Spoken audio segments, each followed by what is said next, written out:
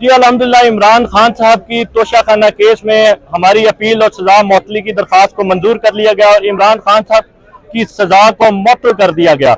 अल्हम्दुलिल्लाह अल्लाह का शुक्र करते हैं। लेकिन सवाल यह है कि इमरान खान साहब को इस केस में गैर कानूनी तौर पर अटक जेल में 24 दिन बंद रखा। आज उनका 24वां दिन है। एक ऐसा केस जिसमें सुप्रीम कोर्ट ऑफ पाकिस्तान ये रिमार्क्स दे चुकी है कि इमरान खान साहब को इस केस में फेयर ट्रायल का मौका नहीं दिया गया, इंसाफ के तकाजे पूरे नहीं किए।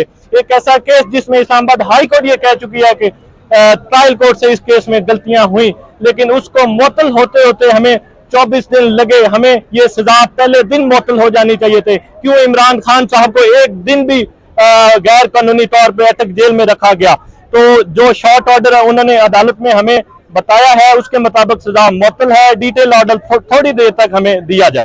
जी अल्हम्दुलिल्लाह इमरान खान साहब की तोशाखाना केस में हमारी अपील और सजा मअतली की दरख्वास्त को मंजूर कर लिया गया और इमरान खान साहब की सजा को मुअत्तल कर दिया गया। अल्हम्दुलिल्लाह अल्लाह का शुक्र करते हैं। लेकिन सवाल यह है कि इमरान खान साहब को इस केस में गैर कानूनी तौर पर अटक जेल में 24 दिन बंद रखा। आज उनका 24वां दिन है। एक ऐसा केस जिसमें सुप्रीम कोर्ट ऑफ पाकिस्तान ये रिमार्क्स दे चुकी है कि इमरान खान साहब को इस केस में फेयर ट्रायल का मौका नहीं दिया गया, इंसाफ के तकाजे पूरे नहीं किए।